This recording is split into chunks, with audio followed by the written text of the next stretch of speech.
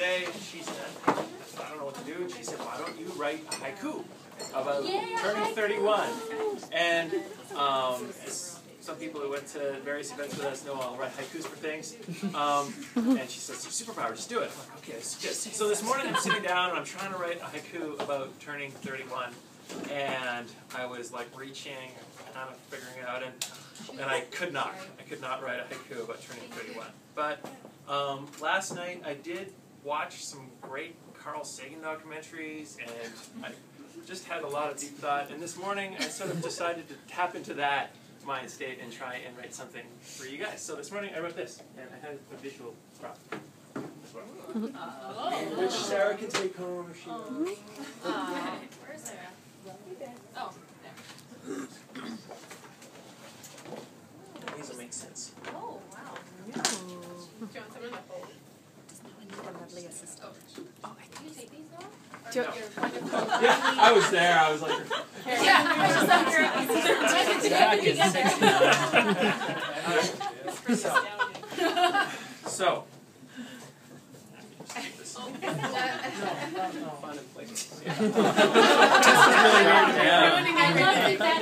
Just okay.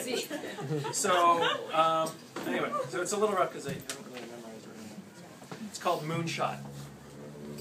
In 1968, in the race into space, we launched to the moon to gently touch its face. But we were not sent there because of our compassion, but to show the communists the machines we could fashion. As if to show us an important lesson, astronaut William Anders opened his shutter and made an impression of the Earth, floating small in the distance. All of the people we try to protect, and the enemies too that inspired this project, and everyone who ever lived and all of their friends, except of course William, the man behind the lens. This photo's vantage is remarkable to this day, like looking up a microscope the wrong way. It has the power to trivialize all current events and laugh at the forces we call immense. It does not show anything really that new or confounding, just all the familiar continents with a cloudy surrounding. Yet there is something haunting about revealing the tangible so clear. The distance allows us to see what we can't see from here. After his mission, William returned to his wife, and like we all do after a trip, returned to his life, as it is our nature to re-embed in a collective, even those that have been blessed by the ultimate perspective. And we too have machines and modern technology.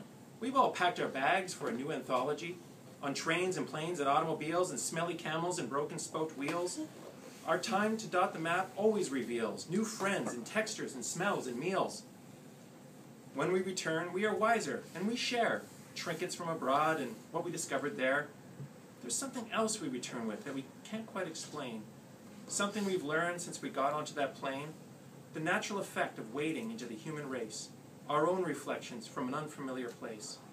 The promises we made to ourselves on the way, but how we would remember what we learned each day. But our perspective fades and slowly loses its power as we throw down our luggage and have that great shower. As time passes, our problems return, and we usually lose some of the lessons we learned.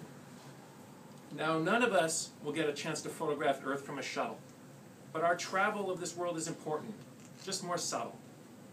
When you return home tonight and have time to yourself, open that box at that back of that shelf, filled with snapshots you once took abroad, of places in the world where you were gently touched by God. Pin one to the wall near your desk or cot, or wherever you stress out and get lost in thought. And when you're fretting and worrying about shit, snatch it off the wall and take a look at it. And the wisdom of that adventure will return soon. Your own perspective image. Shut that.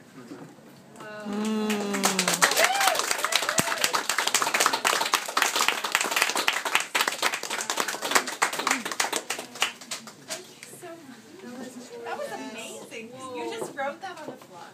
This morning's cup of coffee.